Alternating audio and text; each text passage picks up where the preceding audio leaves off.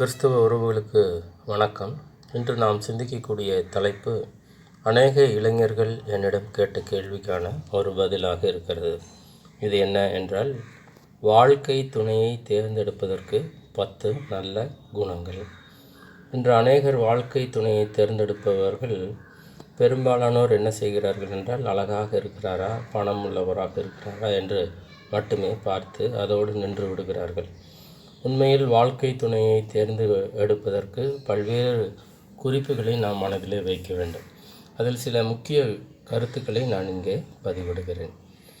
வெறுமனே ஒரு தோற்றத்தை மட்டுமே ஒருவர் பார்த்து துணையை தெரிவு செய்யக்கூடாது என்பதுதான் என்னுடைய கருத்தாக இருக்கிறது.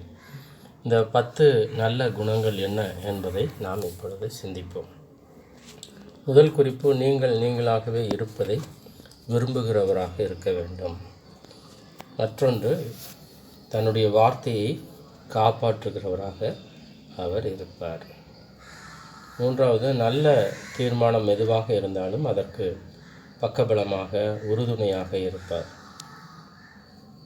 4, தன்னுடைய காதல் உணர்வை, அன்பை எப்பொழுதும் சமயம் பார்க்காமல் வெளிக்காட்ட தயங்க மாட்டார்.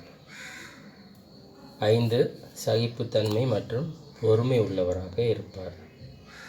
6, தன்னுடைய தவறை எப்போதும் மறைத்து கொள்ள மாட்டார், ஒப்புக்கொள்வார். அவசரம் மற்றும் தேவையான சமயங்களில் தன்னுடைய நேரம் முழுவதையும் தன்னுடைய துணைக்காக ஒதுக்குவார். இது 7வது குறிப்பு. 8, நகைச்சுவை உணர்வு உள்ளவராக இருப்பார்.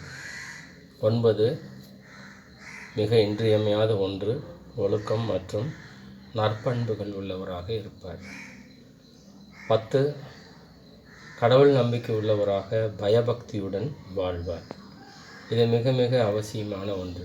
கடவுள் பக்தி இல்லாத அநேகர் இன்று பல்வேறு பிரச்சனைக்குள்ளாக ஆகியிருக்கிறார்கள். பல்வேறு பிரச்சனைக்குரிய மனிதர்களாகவும் தங்களை நிரூபித்திருக்கிறார்கள்.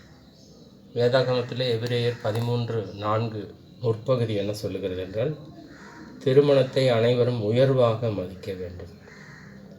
எனவே நீங்கள் ஒரு துணையை தேர்ந்தெடுக்க தயாராக இருக்கிறீர்கள் என்றால் இந்த 10 குறிப்பு உங்களுக்கு நிச்சயமாகவே நல்ல ஒரு உதவியாக இருந்திருக்கும் என்பதில் நான் நம்பிக்கையோடு இருக்கிறேன். நன்றி. மற்றும் ஒரு நல்ல பதிவிலே நான் உங்களை சந்திக்கிறேன்.